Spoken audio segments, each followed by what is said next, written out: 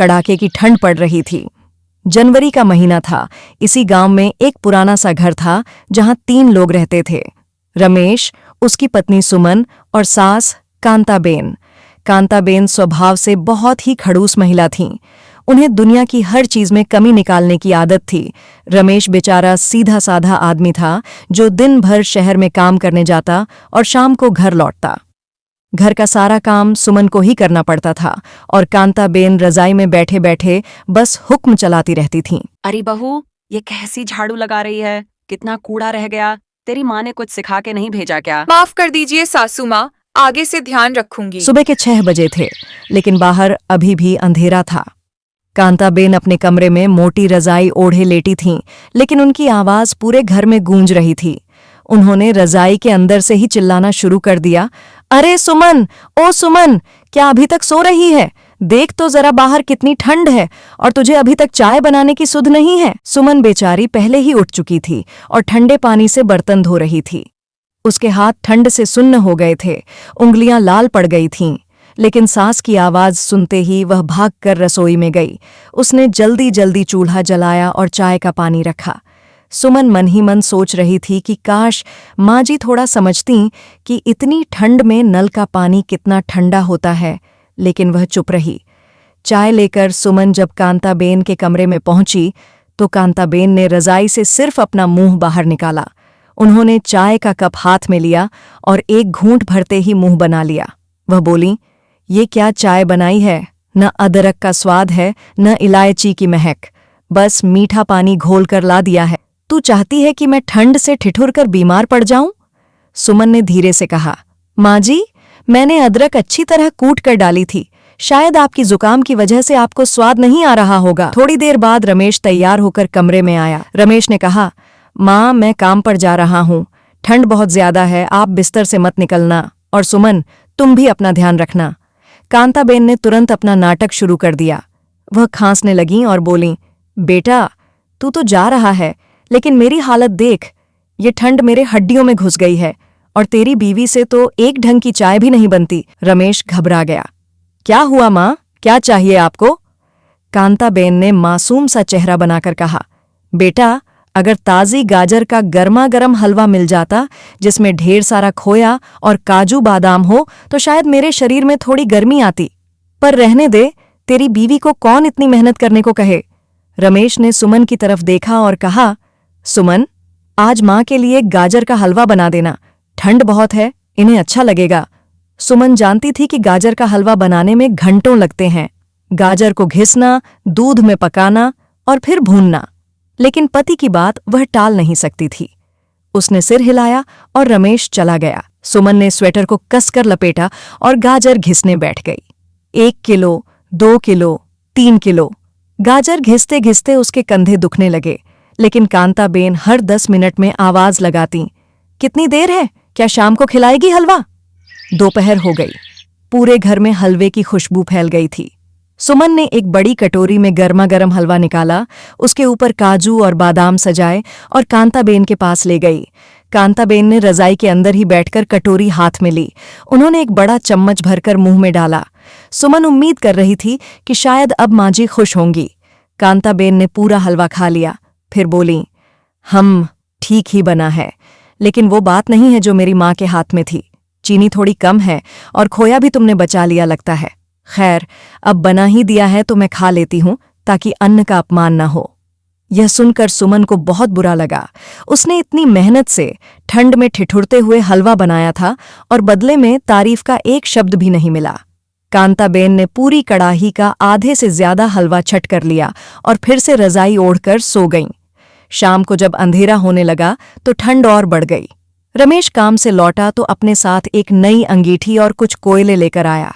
उसने कहा, आज ठंड बहुत ज्यादा है, आज हम सब आंगन में अंगीठी जलाकर बैठेंगे। कांताबेन यह सुनकर खुश हो गईं। आंगन में अंगीठी जलाई गई। आग की गर्मी बहुत सुकून देने वाली थी। रमेश, सुमन और कांताबेन आग के चारों तरफ बैठे थे। कांताबेन ने सबसे अच्छी जगह घेर ली थी, जहां सबसे ज्यादा आंच आ रही थी। सुमन थोड़ी दूर बैठी थी, उसे कम गर्मी मिल रही थी। कांताबेन ने कहा, रमेश, तू थोड़ा और कोयला डाल, मुझे अभी भी ठंड लग रही है। रमेश ने और कोयला डाला। आग तेज हो गई। कांताबेन हाथ तापते हुए बोली, सुमन, जा, मेरे लिए एक और रजाई ले आ, मुझे यहां भी ठंड लग रही है। सुमन ने कहा, माँ जी, आपने पहले ही 2 रजाई ओढ़ रखी हैं और आग भी जल रही है। कांताबेन चिल्लाई, तुझे क्या पता बुढ़ापे की ठंड क्या होती है? जा लेकर आ। सुमन अंदर गई और अपनी रजाई लाकर कांताबेन को दे दी। अब सुमन के पास सिर्फ एक पतली शॉल थी। वह ठंड से कांप रही थी, लेकिन कांताबेन 3 रजाइयां और आग के सामने मजे से बैठी थीं। रमेश ने देखा कि सुमन कांप रही है। उसने कहा, माँ, सुमन को ठंड लग रही है, आप एक रजाई उसे दे दो। कांताबेन ने नाटक करते हुए कहा, अरे, मैं तो बीमार हूं, मुझे ज्यादा जरूरत है। सुमन तो जवान है, उसका खून गर्म है, उसे कुछ नहीं होगा। सुमन समझ गई कि उसकी सास जानबूझकर उसे परेशान कर रही है। उसे एक उपाय सूझा। वह उठी और बोली, माँ जी, आप सही कह रही हैं, आपको ठंड ज्यादा लगती है। मैं आपके लिए एक बहुत ही खास काढ़ा बनाकर लाती हूं। मेरी नानी का नुस्खा है, इसे पीते ही शरीर में आग जैसी गर्मी आ जाती है। कांताबेन को लगा कि कुछ और अच्छा पीने को मिलेगा। उन्होंने लालच में आकर कहा, हाँ हाँ, जल्दी जा और बनाकर ला। सुमन रसोई में गई। उसने पानी उबाला और उसमें ढेर सारी काली मिर्च, लौंग, पीपली और अदरक कूटकर डाल दी। उसने थोड़ी सी लाल मिर्च भी मिला दी। यह काढ़ा नहीं, बल्कि एक तरह का ज्वालामुखी था। खुशबू को दबाने के लिए उसने थोड़ा सा गुड़ और नींबू डाल दिया, ताकि कांताबेन को पता न चले। सुमन वह गर्मागर्म तीखा काढ़ा लेकर बाहर आई। उसने कप कांताबेन को दिया और बोली, माँ जी, इसे एक ही सांस में पी जाना, तभी असर होगा। ये बहुत कीमती जड़ी बूटियों से बना है। कांताबेन को लगा कि यह कोई शाही ड्रिंक है। उन्होंने कप उठाया और बिना सोचे समझे बड़े बड़े घूंट भरने लगीं। जैसे ही काढ़ा गले के नीचे उतरा, कांताबेन की आंखें बड़ी हो गईं। काली मिर्च और अदरक ने अपना असर दिखाना शुरू कर दिया। उनके कान से धुआं निकलने लगा। उन्हें ऐसा लगा जैसे पेट में आग लग गई हो। पहले तो वह कुछ नहीं बोली, लेकिन दूसरे ही पल उन्हें इतनी जबरदस्त गर्मी लगी कि वह बर्दाश्त नहीं कर पाईं। उन्होंने झटके से एक रजाई फेंक दी। फिर भी गर्मी कम नहीं हुई तो दूसरी रजाई भी फेंक दी। माथे पर पसीना आ गया। वह चिल्लाईं, हाय, ये क्या पिला दिया? उफ, गर्मी, बहुत गर्मी लग रही है। कांताबेन, जो अभी तक कह रही थीं कि उन्हें बर्फ जैसी ठंड लग रही है, अब पसीने से तरबतर थीं। उन्होंने अपनी तीसरी रजाई भी उतार फेंकी और अंगीठी से दूर भागने लगीं। रमेश हैरान होकर देख रहा था। उसने पूछा, माँ, क्या हुआ? अभी तो आपको बहुत ठंड लग रही थी। कांताबेन अपनी जीभ बाहर निकालकर हवा करते हुए बोली, अरे, पता नहीं इस डायन ने क्या पिला दिया। मेरा तो पूरा शरीर जल रहा है। पानी, मुझे ठंडा पानी दो। सुमन मंद मंद मुस्कुरा रही थी। उसने कहा, माँ जी, यह तो नानी का नुस्खा है। देखा, कितनी जल्दी ठंड गायब हो गई। अब आपको रजाई की जरूरत ही नहीं है। कांताबेन समझ गईं कि सुमन ने उनके साथ खेल खेला है, लेकिन वह रमेश के सामने कुछ बोल नहीं सकती थीं, क्योंकि उन्होंने खुद ही गर्मी लाने वाली चीज मांगी थी। कांताबेन को इतनी गर्मी लगी कि उन्हें आंगन छोड़कर अपने कमरे में पंखा, अगर वहां होता लेकिन सर्दियों में बंद था, या खिड़की खोलने जाना पड़ा। उस रात कांताबेन ने चुपचाप अपनी एक ही रजाई में गुजारा किया और सुमन को उसकी रजाई वापस मिल गई। रमेश ने सुमन से पूछा, तुमने उसमें क्या मिलाया था? सुमन ने मासूमियत से कहा, बस थोड़ा सा प्यार और ढेर सारा अदरक, ताकि माँ जी की ठंड उड़ जाए। रमेश भी मुस्कुरा दिया। अगले दिन सुबह जब सुमन उठी तो देखा कांताबेन चुपचाप अपनी चाय पी रही थीं। उन्होंने चाय के बारे में कोई शिकायत नहीं की। जैसे ही सुमन ने पूछा, माँ जी, नाश्ते में क्या बनाऊं? हलवा? कांताबेन ने घबराकर कहा, नहीं नहीं, सादा खाना बना ले। और सुन, वो कल वाला काढ़ा दोबारा मत बनाना, मुझे अब बिल्कुल ठंड नहीं लग रही। इस तरह सुमन ने अपनी समझदारी से खड़ूस सास को सबक भी सिखाया और घर का माहौल भी हल्का फुल्का कर दिया। उस दिन के बाद से कांताबेन ने ठंड का बहाना बनाकर सुमन को परेशान करना थोड़ा कम कर दिया। हालांकि उनका स्वभाव पूरी तरह नहीं बदला, लेकिन जब भी वह ज्यादा नाटक करतीं, सुमन बस इतना पूछती, माँ जी, 1 कप वो स्पेशल काढ़ा बना लाऊं? और कांताबेन तुरंत सीधी हो जातीं। उस तीखे काढ़े वाले दिन के बाद 2-3 दिन शांति से बीत गए। ठंड और भी ज्यादा बढ़ गई थी।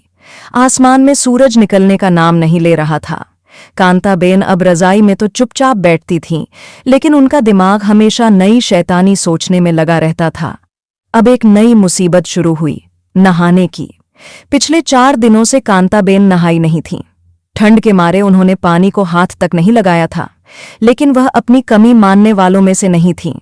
सुबह सुबह वह अपने बिस्तर पर बैठी जोर जोर से खुद को खुजा रही थीं। सुमन झाड़ू लगा रही थी कि तभी कांताबेन चिल्लाईं, अरे ओ महारानी, तूने ये चादर कब बदली थी? मुझे इतनी खुजली हो रही है, पूरा घर गंदा रखती है, धूल मिट्टी से भर दिया है मेरा बिस्तर, इसी वजह से मेरा शरीर काट रहा है। सुमन ने झाड़ू रोककर कहा, माँ जी, चादर तो मैंने कल ही बदली थी। खुजली शायद इसलिए हो रही है क्योंकि आपने 4 दिन से नहाया नहीं है। अगर आप कहें तो मैं गर्म पानी कर दूं? नहाने का नाम सुनते ही कांताबेन को जैसे सांप सूंघ गया। इतनी ठंड में कपड़े उतारना और पानी डालना उन्हें सजा जैसा लगता था, लेकिन अपनी नाक बचाने के लिए वह तुरंत बोलीं, हाँ हाँ, मुझे पता है मुझे कब नहाना है, तू मुझे मत सीखा। जा, मेरे लिए पानी गर्म कर, और सुन, पानी गैस पर गर्म मत करना, उसमें वो बात नहीं आती। आंगन में चूल्हा जला। सासू मां जी, अब आप चलिए नहा लीजिए। मैंने आपके लिए पानी खूब अच्छे से गर्म कर दिया है। अब आपको नहाते वक्त बिल्कुल भी ठंड नहीं लगेगी।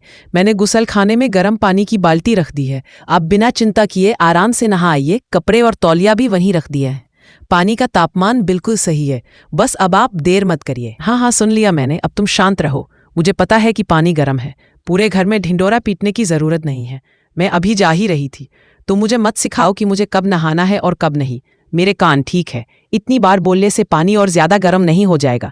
अब तुम अपनी जुबान को थोड़ा आराम दो। मैं जा रही हूं नहाने, बस मेरा सिर मत खाओ। सुमन, मेरी बात ध्यान से सुनो। तुम सिर्फ अच्छी नहीं हो, तुम तो असाधारण हो। तुम्हारी बराबरी इस दुनिया में कोई कर ही नहीं सकता।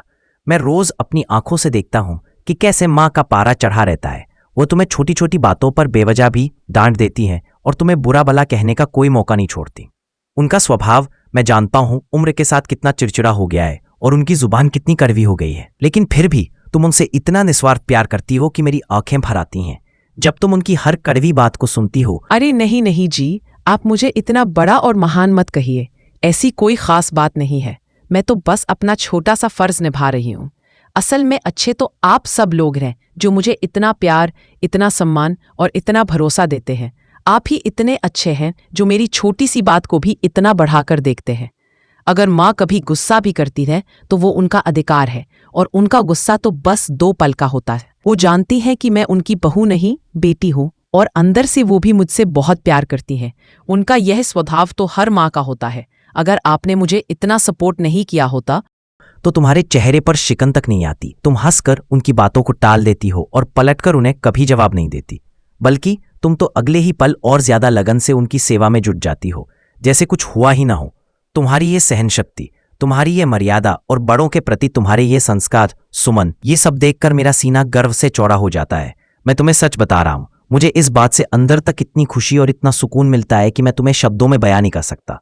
आज के इस जमाने में जहां छोटे छोटे झगड़ों पर रिश्ते टूट जाते हैं, वहां तुम्हारे जैसी ऐसी बहू मिलना जो सास की कठोर बातों के बदले में भी उन्हें इतना सम्मान दे, सचमुच नामुमकिन है। तुम जिस तरह से बिना एक शब्द की शिकायत किए, बिना किसी को जताए माँ का इतना ख्याल रखती हो और पूरे परिवार को एक धागे ने पिरोकर रखती हो, वो मेरे लिए सिर्फ मायने नहीं रखता, वो मेरी पूरी दुनिया है। तुम्हारी इसी देवतुल्य अच्छाई ने ही मुझे तुम्हारा और भी बड़ा दीवाना बना दिया है। तो शायद मैं भी इतना सब नहीं कर पाती। मुझे पता है कि आप मेरे पीछे मेरी कितनी तारीफ करते हैं। आपकी यही समझदारी और यही प्यार मुझे ताकत देता है। मैं सच कह रही हूँ कि मैं तो खुद को बहुत भाग्यशाली मानती हूँ कि मेरी किस्मत में आपके जैसा जीवन साथी मिला। इस घर की शांति और खुशियाँ केवल मेरी वजह से नहीं है, यह हम सबकी आपसी समझदारी और एक दूसरे के प्रति प्यार का नतीजा है। आपका धन्यवाद कि आप मेरी इतनी कदर करते हैं। अब और तारीफ मत करिए। आप तो मेरी इतनी सी बात को इतना बढ़ा चढ़ाकर कह रहे हैं कि मुझे सच में बहुत शर्म आ रही है। मैं कोई असाधारण नहीं हूँ और ना ही कोई देवी हूँ।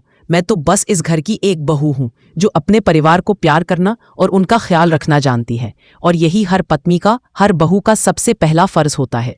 आप बार बार मेरी सहनशीलता की बात करते हैं, पर आप यह क्यों नहीं देखते कि मेरी असली ताकत तो आप हैं। अगर आप मेरा साथ नहीं देते, अगर आप हर छोटी बड़ी बात में मेरी बात को नहीं समझते, तो शायद मैं भी कब की टूट गई होती। आप जो मुझे इतना सम्मान देते हैं, इतना प्यार देते हैं और कभी कभी तो माँ के सामने मेरा पक्ष भी लेते हैं, यही बात मुझे